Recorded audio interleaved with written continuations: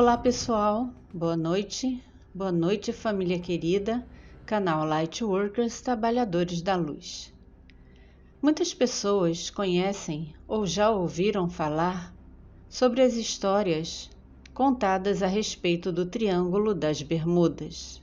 Estão começando a ouvir falar do que acontece dentro da área chamada Triângulo do Alasca. Mas hoje vamos apresentar uma área localizada no México, mais conhecida como a Zona do Silêncio. Como nas duas áreas citadas anteriormente, é um local no planeta onde relógios e aparelhos elétricos falham, se encontra no meio do deserto entre três cidades, Durango, Chihuahua e Coahuila. Anomalias desse tipo encontramos semelhantes tanto no rancho Skinwalker como no rancho Stardust, ambos já analisados em vídeos e transformados em conteúdos aqui no canal. Os links para estes conteúdos estarão na descrição. Dizem os cientistas que toda a área, há 30 milhões de anos, era um mar, e que por isso há tantos fósseis marinhos sendo encontrados na Zona do Silêncio. Tudo começou em 1970, quando um míssil americano foi lançado da base de Green River, em Utah, em direção a White Sands, no Novo México, por motivos alegados como testes. Acontece que, ao passar sobre a Zona do Silêncio, o míssil perdeu o controle, foi tirado do seu curso, mudou de direção sozinho e caiu. Em busca dos fragmentos e com autorização do governo mexicano, os militares americanos só encontraram todos os fragmentos 3 semanas depois e descobriram também que havia no local uma alta concentração de magnetita, que é o material magnético mais antigo conhecido pelos seres humanos. Descobriram também que a zona atrai muitos meteoritos e apresenta uma atividade magnética normal.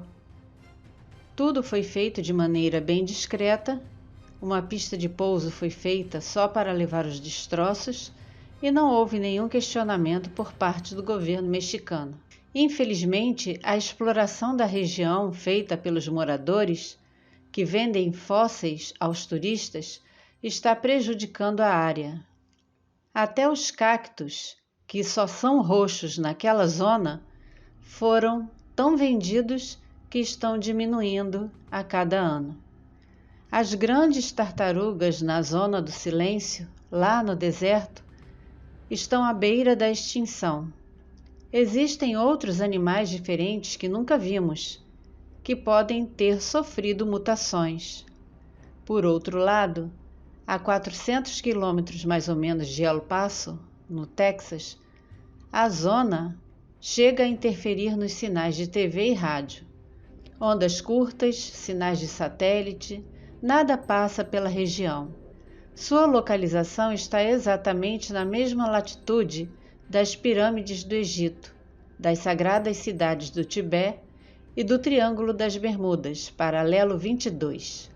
Seria só coincidência? Na área da ufologia, a região seria um portal onde, devido ao magnetismo, buracos de minhoca poderiam se abrir e fechar. Depois que isso aconteceu, idosos que residem próximos à área disseram que sempre viam criaturas estranhas, mas com forma humanoide.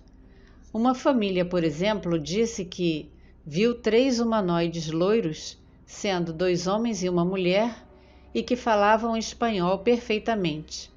Se aproximaram e pediram água. E um desses homens, que era agricultor, membro dessa família, perguntou de onde eles estavam vindo, e eles responderam: de cima. Claro que é uma história contada por lá. Não há nada que prove que isso realmente aconteceu. Mas também não podemos dizer que não aconteceu. O relato da família precisa ser levado em consideração.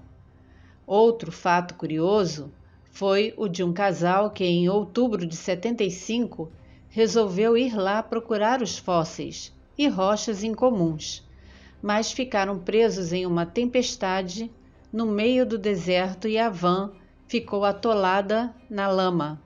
Foi quando viram figuras como se fossem humanos acenando. Eram muito altos e usavam capas de chuva amarelas. Até lembramos da série Dark, não é mesmo? O casal não chegou a sair do carro. Aqueles dois homens empurraram a van, que saiu da lama, e logo depois não aguardaram nem o agradecimento. Desapareceram. Outro relato foi quando dois fazendeiros viram o objeto pairando acima do solo, mudando de cor. Dois humanoides saíram dele e tinham um brilho muito intenso. Os homens fugiram de medo. Como os seres humanos possuem essa tendência, o local, como já falamos, passou a se tornar um ponto turístico onde os guias prometem experiências paranormais. Há 6 bilhões de anos, um meteorito caiu nessa área específica e a datação feita resultou em uma grande surpresa. Ele seria mais velho do que o nosso próprio sistema solar. Antes do acontecimento, em 1970, uma empresa petroleira tentou explorar a área, mas tiveram problemas no rádio, problemas de comunicação e acabaram desistindo. Uma informação interessante é que, junto com a equipe militar americana enviada para verificar a área quando o míssil caiu, estava nada mais nada menos que o cientista alemão agregado aos Estados Unidos pelo projeto Paperclip, Wernher von Braun. Por que eles teriam todo esse trabalho e levariam tanto tempo recolhendo todos os pedaços dos destroços, construindo até a sua própria pista de pouso? Em 1969, um ano antes, um meteorito chamado Allende caiu por lá, assim como vários outros, sendo os mais significativos no ano de 1938 e 1954. Um morador chamado Benjamin Palacios disse que aos 12 anos, ele e o irmão estavam juntos andando pela estrada quando viram luzes acima de suas cabeças. Tentaram correr, mas quando chegaram em casa é que notaram que chegaram 2 horas depois, ou seja, houve um lapso de tempo. Eles perderam 2 horas da vida sem lembrança alguma. Se todas essas experiências são reais, não podemos afirmar, mas sabemos que quem as vivencia sabe muito bem o medo e o desespero que uma pessoa passa no meio de uma situação dessas. Sempre que há anomalias magnéticas, presença de naves alienígenas, as bússolas, os rádios, qualquer aparelho eletrônico, as comunicações ficam literalmente doidas. Infelizmente, desde que isso veio a público, como já falamos, o homem tem desequilibrado a região, retirando de lá os cactos violetas para vender no exterior, porque são raros e são extremamente caros.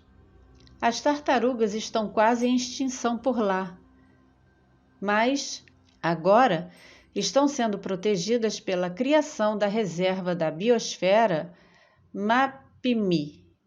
Os moradores não falam mais a respeito dos fenômenos estranhos.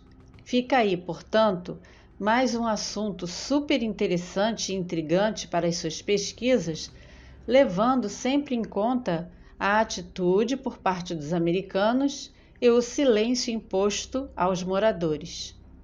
Nem tudo que parece história de pescador realmente é. Se desejar, continue conosco. Gratidão por acompanhar e apoiar o nosso canal. Muita paz em seu coração, muito amor, muita sabedoria e discernimento em todas as suas pesquisas e, principalmente, muita da verdadeira luz.